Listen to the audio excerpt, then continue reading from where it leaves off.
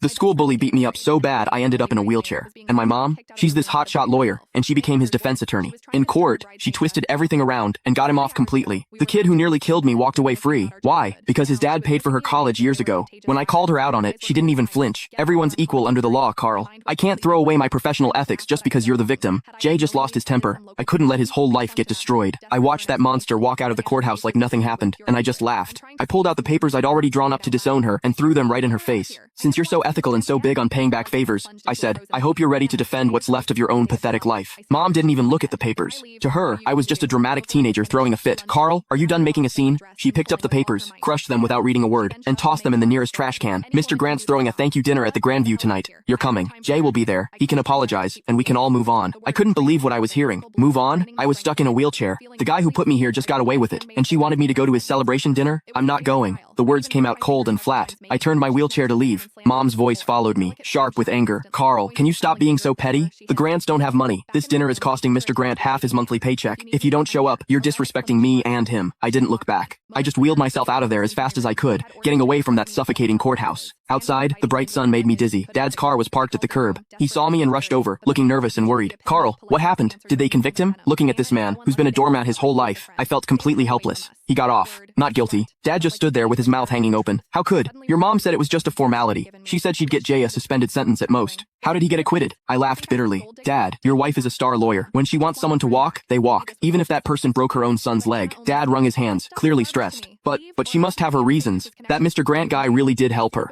Stop. I cut him off. Take me to the hospital. I'm not going home. Dad hesitated, glancing back at the courthouse. Well, your mom just texted. She says we need to go straight to the Grandview. She said if we don't show, she'll cancel my credit card. I looked at him. 50 years old, and he lives like a dog. Mom controls every penny. He doesn't even dare talk back to her. Then you go. I pulled out my phone and called a wheelchair-accessible Uber. I'll get there myself. Carl, don't do this. Dad reached for me, but I pushed his hand away. Dad, if you still think of me as your son, don't go to that dinner. If you go, don't bother visiting me again. The car showed up. The driver helped me in. Through the window, I saw Dad standing on the sidewalk, torn. Finally, he sighed, turned around, and got in his car. He drove toward the Grandview. I closed my eyes, and the tears finally came. This was my family. A mom with some twisted hero complex, and a weak, spineless dad. And me, I was the throwaway kid. At the hospital, as soon as I got settled, my phone started blowing up. Jay had posted a bunch of photos on social media. In the pictures, he's holding champagne, looking smug as hell. My mom sat at the head of the table, smiling like everything was perfect. The caption, thanks, Aunt Susan. Justice might be slow, but it always wins. Cheers. Justice. Screw his justice. I opened the comments, full of ass-kissing from Jay's buddies. Jay's the man. Susan's a legal genius. Where's the cripple? Didn't he show up to toast you? Jay's reply, probably crying at home. Haha. I stared at the screen, my hands shaking.